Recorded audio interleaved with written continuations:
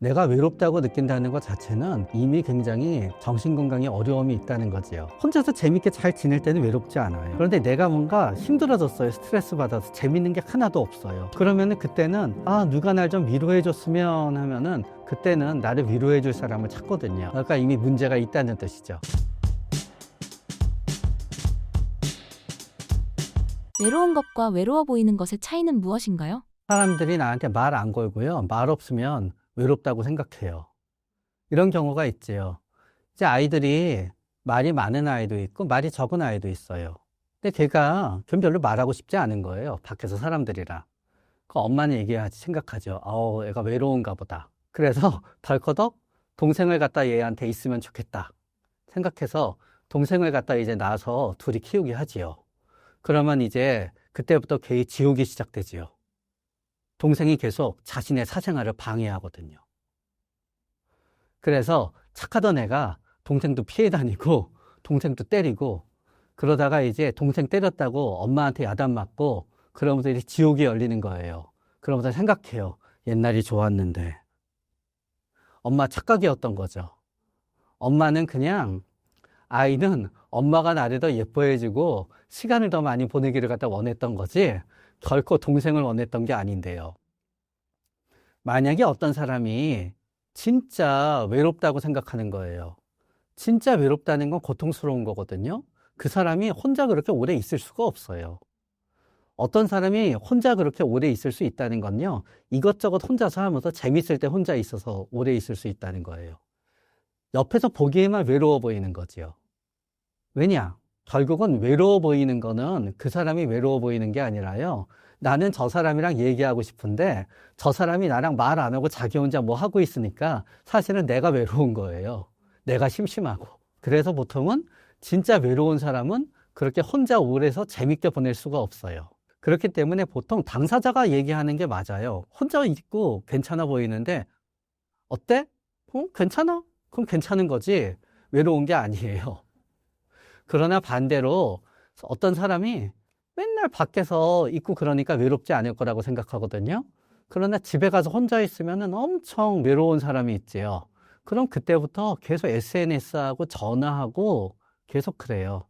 우리가 같이 있을 때 신나게 있어도 외롭지 않다고 생각하지만 혼자 있을 때 그 사람은 진짜 외로운 거지요. 실제 심리 상태와 외적 행동 사이에 어떤 괴리가 있을 수 있나요? 배우를 생각해 보면 돼요. 배우를. 연기학원 가잖아요. 그러면은 그냥 얼굴이 잘 움직이는 사람이 있어요. 연기를 잘하는 사람이 있지요. 그 부분에 뇌가 발달한 거예요. 연기학원에 갔는데 도대체 표정이 안 나오는 사람이 있어요. 그 부분이 잘 안 나오는 거예요.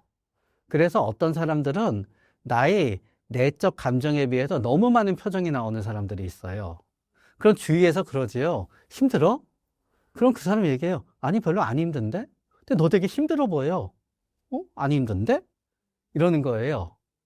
반대로 어떤 사람은 똑같은 상황에서도 힘든 게 별로 내비치지가 않아요. 그래서 다들 괜찮은 줄 알고 계속 일을 시켜요.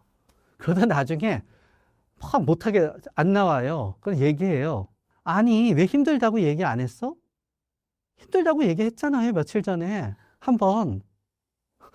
그러면 그게 다야? 그러니까 난 네가 힘들 줄 몰랐지.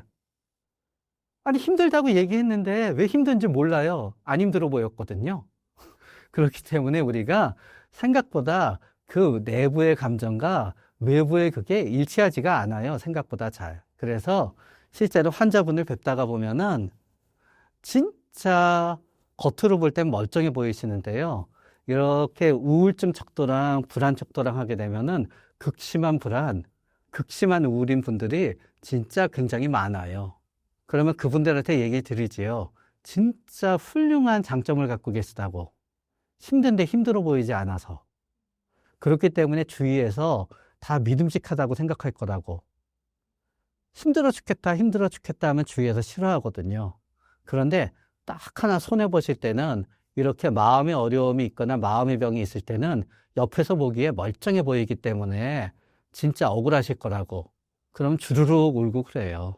요즘처럼 SNS가 발달한 시대의 겉으론 화려하지만 속으론 외로운 경우가 많다고 하는데 사실인가요? 사실일 수 있지요. SNS를 많이 하시는 분들이 다 외로운 건 아니에요. SNS를 갖다 열심히 하시는 분들 중에서는 굉장히 충동적인 분들이 있어요. 그래서 끝없이 올리는 거예요. 계속. 생각나면 올려야 되거든요. 그러니까 엄청나게 많이 올려요. 그런 다음에 어렸을 때도 우리 친구들 있으면요. 좀 뻥치는 애들이 있잖아요. 사실 우리 집 40평인데 60평이라고 그러고, 우리 집 60평인데 펜트하우스라고 그러고, 그러면 애들이 다 이렇게 봐주고, 크면은 좋아하고, 그러다가 얘기가 돌고 돌아서 그 엄마 귀에 들어가면은, 누구 엄마 집이 펜트하우스야. 그럼 우리 언제 초청해 줄 거야. 그럼 엄마 누가 그랬어? 그 집 애가 그랬지. 그럼 애 불러다가 막 야단치고, 너 거짓말 하냐고. 그런데 그때 그렇게 뻥치고 약간 거짓말 하던 친구들이 뭐 다들 외로워 보여서 그랬던 건 아니죠. 그런 애들이 나중에 나이가 들잖아요. 그럼 또 소설가도 되고 그래요. 드라마 작가도 되고. 또 하나는 이런 경우는 어떤 경우가 있냐 하면은요. 뭔가 이렇게 외롭고 힘드니까 사람들이 SNS에서라도 자신한테 그게 관심을 가져주면 굉장히 좋아해요. 그러면은 더 외롭다고 느끼거든요. 그러니까 실제 자신의 모습으로는 아무도 관심을 안 가져줘요. 그러니까 이제 조금씩 과장하고 심해지게 되면은 완전히 다른 모습을 갖다 이제 하는 거죠. 그럼 이제 SNS 상에서 서로 즐거운 대화가 오가거든요. 누구누구 씨, 이거는 어디에서 구할 수 있어요? 그건 제가 저번에 어디 갔을 때 이렇게 했지요 하면 재밌거든요. 그래서 우리가 채팅할 때도요, 다들 채팅할 때 인스타나 그런 거 사진 보고 그러면요, 다들 엄청나게 아름답게 꾸미잖아요. 그렇게 안 꾸미면은 채팅 별로 안 들어오거든요. 실제 외로움이 지속될 경우 정신 건강에 어떤 영향을 미칠까요? 겉으로는 잘 드러나지 않는 신호에는 어떤 것들이 있나요? 내가 외롭다고 느낀다는 것 자체는 이미 굉장히 정신 건강에 어려움이 있다는 거지요. 예를 들어서 어떤 분이 원래는 혼자서 재밌게 잘 지냈어요. 혼자서 재밌게 잘 지낼 때는 외롭지 않아요. 그런데 내가 뭔가 힘들어졌어요. 스트레스 받아서 재밌는 게 하나도 없어요. 그러면은 그때는 누가 날 좀 위로해 줬으면 하면은 그때는 나를 위로해 줄 사람을 찾거든요. 그러니까 이미 문제가 있다는 뜻이죠. 그러나 그러면 또 이러다가 굉장히 나를 위로해 주는 사람 만나거든요. 그러다 몇 달 있다 괜찮아지지요. 그럼 또 그 사람이 귀찮아져요. 그럼 또 거리 두지요. 그럼 이쪽 사람이 또 상처받지요. 어떤 사람이 평소에 굉장히 친구가 많아요. 재밌게 지냈어요. 지금도 친구가 많아요. 그러나 그 사람들이 또 외롭다고 얘기할 때가 있어요. 나에겐 진정한 친구가 없어. 너무너무 외로워. 그럴 때가 있는 거죠. 왜냐면 엄청난 고민이 있지 않았을 때는 서로 즐겁게 놀면 되거든요. 저렇게 즐겁게 놀던 친구들이랑 있는데 이렇게 고민이나 그런 얘기 하잖아요. 그런 친구들이 좀 듣다가 에이 잊어먹어. 한 잔 마셔. 하면서 그러거든요. 그러면 또 이제 그때는 다 헛된 우정이야. 진정한 우정이 없어. 진짜 외로워. 이제 그렇게 되지요. 그래서 절절한 외로움을 느낀다는 거는 나의 삶이 이미 굉장히 약해져 있고 나를 재밌게 할 수 있는, 혼자 재밌게 느껴질 수 있는 게 전부 없다는 거기 때문에 그거 자체가 내가 심각한 정신적 위기에 빠졌다는 가장 커다란 증거가 되는 거예요. 일상에서 내가 정말 외로운 건지 그냥 그렇게 보여지는 건지 구별해 볼 수 있는 방법이나 조언이 있을까요? 스스로를 돌보는 데 도움이 될 팁도 부탁드립니다. 절대로 남의 말에 넘어가지 말고요. 내가 재밌으면은, 내가 재밌고 즐거우면 외롭지 않은 거예요. 반대로 내가 굉장히 괴로우면은 외로운 거예요. 그러나 우리가 외로움과 굉장히 착각하기 쉬운 감정이 있어요. 그거는 뭐냐, 심심한 거예요. 근데 사람들이 이렇게 혼자 있다가 보면은요, 이제 더 이상 재밌는 유튜브도 없어요. 게임도 재미도 없어요. 텔레비도 전부 재미가 없어요. 그럼 이제 좀 누굴 만나서 놀아야 되겠어요. 그런데 도대체 친구들이 다 오늘 다 이게 안 맞아요. 그러면 사실은 굉장히 심심한 거거든요. 그런데 그때 많은 분들이 사실은 심심한 건데 외롭다고 생각해요. 이런 경우를 제외하면은요, 내가 슬프고 괴롭다고 생각하면 외로운 거고요. 내가 슬프고 괴롭지 않으면은 난 외롭지 않은 거예요. 우울증은 몸과 마음이 동시에 타격을 받아요. 그래서 이제 우울증의 진단이 성립하기 위해서는 이 중에 이제 몇 가지를 가져야 돼요. 첫째, 당연히 기분은 우울하다. 그러나 때때로는 그 우울한 게 짜증난다. 이런 기분으로 나타날 수도 있어요. 두 번째는 잠을 너무 많이 자거나 못 자거나. 그 다음에는 식욕이 너무 늘어나거나 줄거나, 그래서 체중이 너무 늘거나 줄거나. 우울증 기간 동안에 한 20kg, 한 5, 6개월 동안에 20kg 늘어나는 분도 있어요. 우울증 지나고 나서 또 20kg 빼요. 그래서 겨울만 되면은 겨울잠 자듯이 잠만 자고 체중이 늘어나요. 그러다가 봄, 여름 사이에 열심히 다이어트해요. 그분한테 최고의 다이어트 약은 사실 위고비가 아니라 항우울제예요. 자, 그러고 나서는 이제 굉장히 몸이 피곤하냐. 또 그리고 나서는 우울증 걸리게 되면 집중이 안 돼요. 머리가 완전히 굳어 있는 것 같아요. 그러면서 재밌는 게 하나도 없어요. 이런 게 이제 동시에 발생하고 이게 일주일 이상, 2주 이상 지속이 된다. 그럼 우리는 이제 우울증이라고 하는 거예요. 그런데 이 나머지 증상이 계속 하나도 없고 외롭다고만 느낀다. 그거는 슬프다라는 감정은 있는 거죠. 외로운 건 슬픈 거니까. 그러나 나머지가 성립이 안 되면은 그때는 이제 그냥 슬프고 외로운 거지 우울증이라고 할 수는 없지요. 그러나 대체적으로 내가 외로워서 죽고 싶어 정도가 되잖아요. 우울증의 진단 기준에 상당수는 성립하게 되지요. 보통 그 정도 상태가 되면요. 사는 게 재미도 없고요. 무기력하고 멍하고 유튜브는 긴 것도 보기 힘들어요. 계속 쇼츠만 보게 되고.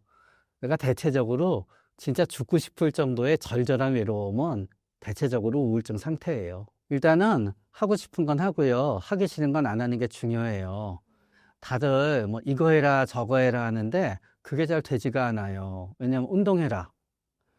평소에 내가 운동을 많이 해서 운동할 때 하이면은 나는 우울함을 입는다. 운동 많이 해도 돼요.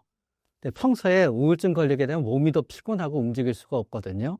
근데 억지로 운동하다가 보면 진짜 많이 다쳐요. 햇볕 쬐라. 그런데 원래 우울증 걸리게 되면은 내가 저녁 한 5시쯤 일어나서 이렇게 운신을 해야 되는 사람인데 10시에 일어나서 햇빛 보잖아요. 진짜 우울해져요. 남들은 다 저렇게 행복한데 이게 뭐지? 그래 더 우울해져요. 그런 다음에 뭐 규칙적으로 식사해라. 진짜 우울증 심할 때 먹고 싶지 않은데 억지로 먹잖아요. 다 토해요. 그래서 사실은 우울증인데 본인이 거식증이라고 착각하기도 하고 그래요. 결국은 뭐냐? 우울증일 때 가장 좋은 건요. 뭐 직장 생활이나 학교 가느라고 억지로 규칙적으로 살아야 되는 게 아니다 그러면요. 그냥 우울증 동안은 잠시 내 뇌와 몸이 파업을 한 거기 때문에 그냥 우울증에 맞춰서 물결에 이렇게 흘러가듯이 우울증의 리듬에 맞춰서 살아가는 게 제일 나은 거예요, 사실은. 우울증일 때 나는 우울증 걸려서 내가 한 4시쯤 일어나야지 괜찮은데 억지로 10시에 일어나잖아요. 10시에서 4시까지 아무것도 못하고 빈둥대서 오히려 더 나 자신에 대해서 죄책감에만 사로잡혀요. 그리고 억지로 일찍 자려고 눕잖아요. 새벽 한 2시까지 계속 죽고 싶은 생각만 나요. 그래서 우울증일 땐요, 내가 그냥 하고 싶은 것만 하고 하기 싫은 거는 하지 말고 그렇게 그냥 그 우울증일 때의 나의 바이오 리듬에 맞춰서 살아가는 게 사실은 제일 좋은 거예요. 그러다 보면은 6개월에서 1년 지나면요, 다 지나가게 되어 있어요. 잠은 그냥 자도 돼요. 잠은 어차피 내가 지금 별로 하는 일이 없어요. 그럼 우울증 기간 동안에 늦게 자고 늦게 일어나도 상관없다고 생각이 돼요. 늦게 자고 늦게 일어나면은 부모님 속은 터지지만 장점이 하나 있어요. 집에서 부모님이랑 마주치지 않아도 돼요. 그래서 굉장히 또 편해해요. 폭식은 그런데 2차적인 어려움이 있어요. 폭식으로 체중이 늘어나기 시작하면은 우울증 기간 동안에 엄청 자존감이 더 낮아져 버려요. 많은 경우에 체중은 왜 늘어나냐 하면은요. 그냥 밤에만 한번 먹으면 조금 늘어나거든요. 우울증으로 어차피 밤에 먹는 감정 식사는 절제할 수가 없어요. 그런데 하루 3끼를 먹어야지 밤에 적게 먹는다는 전문가님들의 말을 믿고요. 하루 3끼도 먹고 밤에도 또 먹잖아요. 진짜 체중이 불어나요. 그러다가 보니까 체중이 늘어나는 경우고요.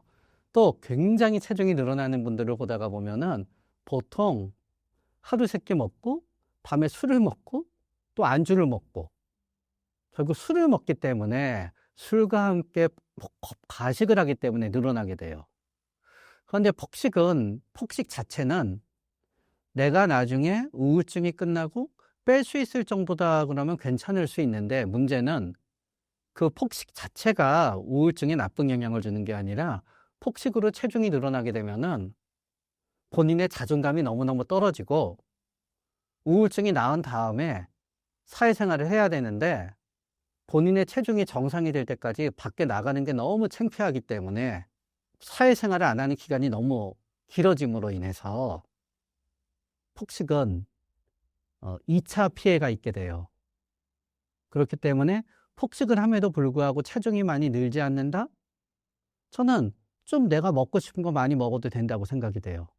그러나 너무 내 칼로리 높은 음식, 먹을 수 있는 음식을 많이 먹다가 보니까 체중이 급격히 늘어나고 있다?